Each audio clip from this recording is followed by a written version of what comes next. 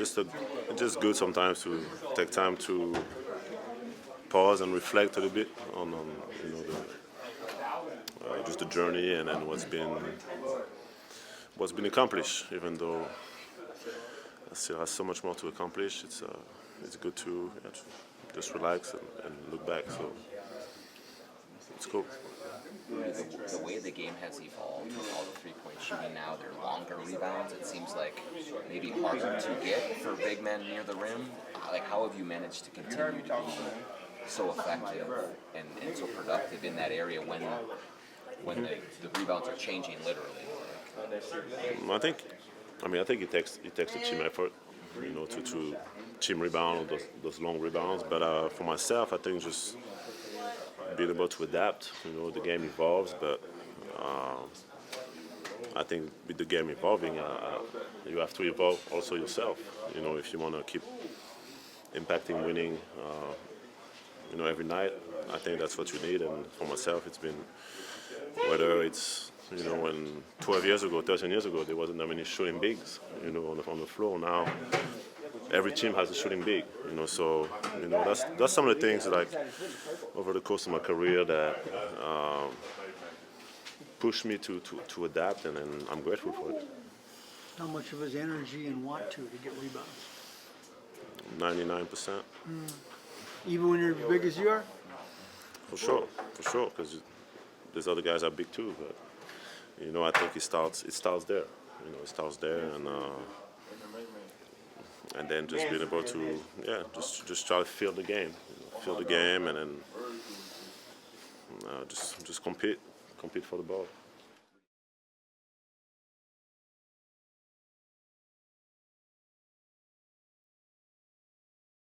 How did you see him kind of just reacclimate and still make big plays? Just being himself, just make winning plays, being really solid on both ends of the floor, knocking down big shots.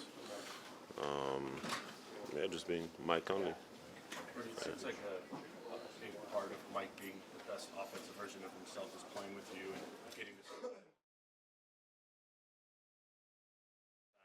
this. Do you feel like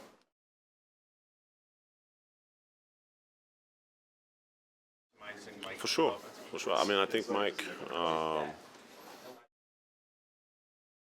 It's harder for him to beat his man of the dribble like he used to be, like he used to do. He still does, but it's a little harder for him. So with me, I know that if I give him an advantage, then he's going to take advantage of that.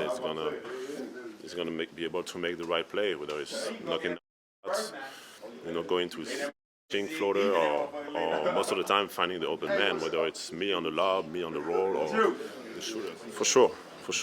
I think we all knew after winning OKC that, in the past it happened so many times when we win a big game, a big emotional game, and then we play a team with not the same record, and we don't come in with the same intensity. So we were prepared for that. We told that up to ourselves, and this is a very talented team. They have obviously the best player has been out, but they have a lot of guys that can put the ball in the basket and that are hungry, and they're the best three-point shooting team in the league. So we knew it was going to be a challenge, and they punched us in the mouth in the first half, and I love the energy that we had at halftime. You could tell that we were confident, but humble at the same time, and we came back doing just that on both ends. So there's a lot more to accomplish, like in your career, obviously, championship. But are there other things for you? I think just being the best version of myself. I still think there's so much untapped potential, and then I want to tap into that. I think at this stage, I always tell myself my biggest competition is myself.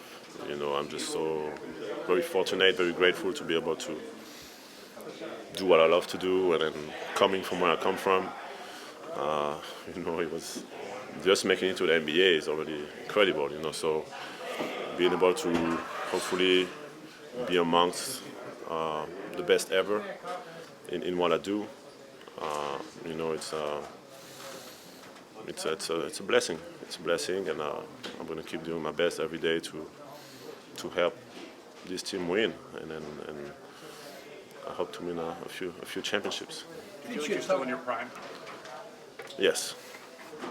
Yes, I think I'm feeling great, and I feel like I'm still getting better.